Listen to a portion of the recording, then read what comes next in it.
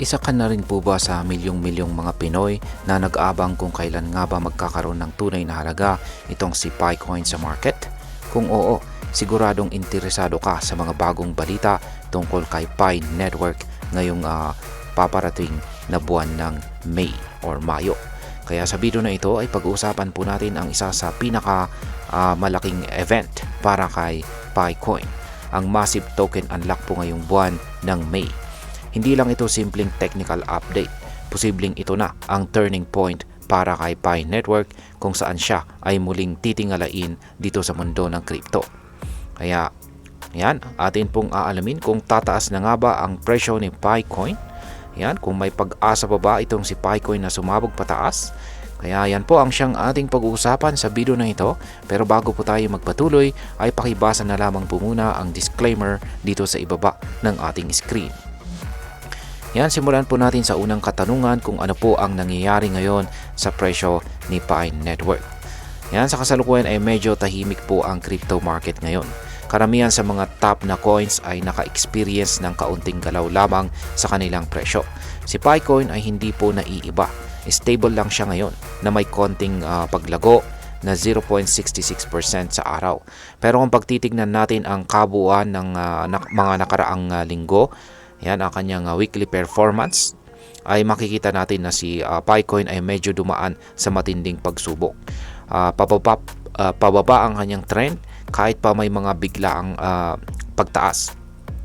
Isa po sa mga pangunahing dahilan nito ay ang tinatawag na token unlocks. Sa madaling salita ay parami ng parami ang Pi tokens na inilalabas sa market araw-araw, pero hindi po sapat ang demand para sabayan ito. Ngayon ay ano po ang ibig sabihin ng token unlock at bakit po ito napakahalaga? Ang token unlock ay simpleng proseso kung saan ang mga Pi coins na dati ay nakalock ay hindi pa pwedeng galawin. Yan ay unti-unti nang inilalabas sa market para maggamit at saka maibenta.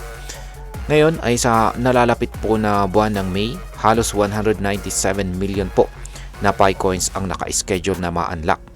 Para mas malinaw, sa bawat araw ngayong buwan ay may average po na 7 million Pi coins ang nailalabas.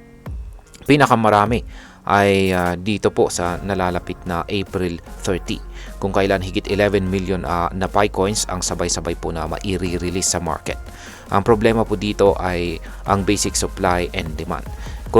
Kapag masyado pong marami ang supply pero hindi tumataas ang demand, bababa po ang presyo. Parang stock market din yan. Kapag ang isang kumpanya ay naglabas ng masyadong maraming shares, bumababa ang halaga ng bawat isa. Ngayon ay paano po maapektuhan ng token unlocks ang presyo ni Picoin? Ayan, kung dati ay 98 million tokens lang ang naka-unlock ngayong buwan ng April, ngayong buwan ng May ay halos magiging doble po, 197 million tokens. Ibig sabihin ay doble rin ang posibleng doble rin ang magiging selling pressure dito. Kaya sa susunod na taon ay inaasahang may 131 million na Pi coins kada buwan ang mailalabas. Kung ibabase po natin ito sa kasalukuyang presyo ni Picoin, halos $80 million ang halaga po nito buwan-buwan. Kapag hindi ito na-manage ng maayos ng Picore team, malaki po ang posibilidad na patuloy na bumaba ang presyo. Ngayon is ano po ang mga posibleng solusyon para maiwasan ang pagbulusok ng presyo ni Picoin? Yan. Isa po sa mga posibleng solusyon ay na tinitignan dito ay ang token burning. Sa simpleng paliwanag, ito po ay parang sinusunog o permanenteng inaalis o tinatanggal ang ilang Pi coins sa sirkulasyon para mabawasan ang supply. Ang ibang blockchains ay ginagawa na ito gamit ang ecosystem fees. Ibig sabihin ay bahagi ng bayad mula sa mga transaction ay ginagamit para sunugin ang mga tokens. Kaya kung pamilyar po kayo kay Shiba Inu, ay ayan, ganyan na rin po yung isa sa mga bagay na ginagamit niya para sunugin at bawasan yung kanyang napakalaking supply.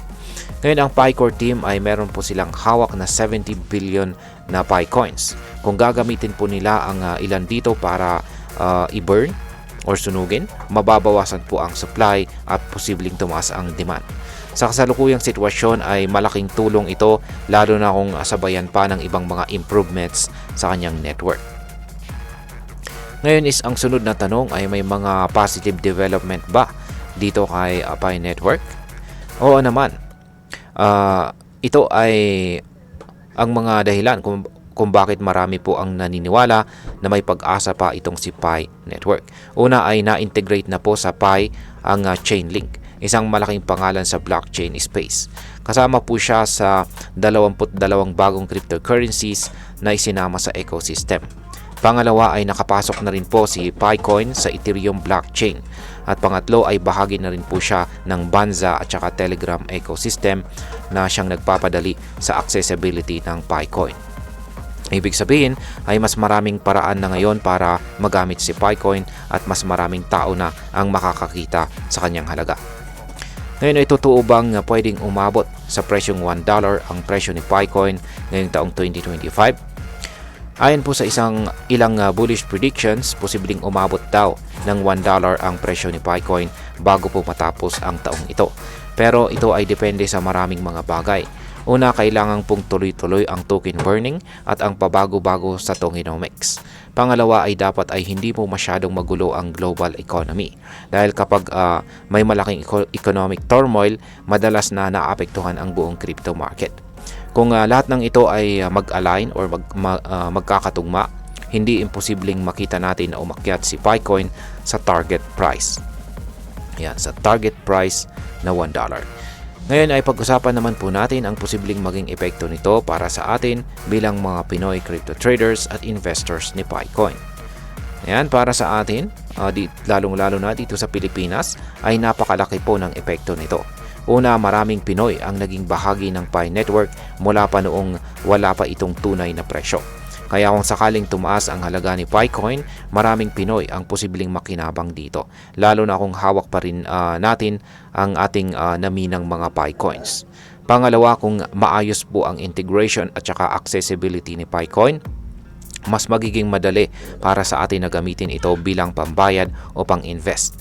Possible na rin na ito ay makatulong sa mga freelancers at saka online workers na naghahanap ng alternative payment methods. At ang panghuli, kung tuloy-tuloy po ang pag-angat ni Picoin, mas mapapansin po tayo ng mga international crypto community bilang isang bansa na aktibo sa decentralized economy. Yan, bilang panghuli ay ang masasabi ko naman tungkol dito ay sa totoo lang, si Pi Network ay parang isang sleeping giant. Matagal po siyang natulog pero ngayon ay unti-unti nang gumigising. Ang tagumpay po niya ay hindi lang nakasalalay sa presyo kundi sa kung paano po siya magiging bahagi ng araw-araw nating buhay. Pero syempre, kailangan nating maging realistic. Habang may potensyal po siya, dapat pa rin tayong maging maingat. Hindi natin alam kung magpapabaya ba ang Picore team o kung bigla bang mawawala ang hype. Ang pinaka-importante ngayon ay manatili po tayong updated at maging responsable sa ating mga desisyon. Huwag po tayong basta-basta magpapadala sa hype, intindihin natin muna ang galaw ni Picoin bago po tayo magdesisyon. At ayun, hanggang dito na lamang po tayo sa video na ito mga ka-crypto. Marami pong salamat sa panonood, ingat po tayo lagi at God bless po sa ating lahat.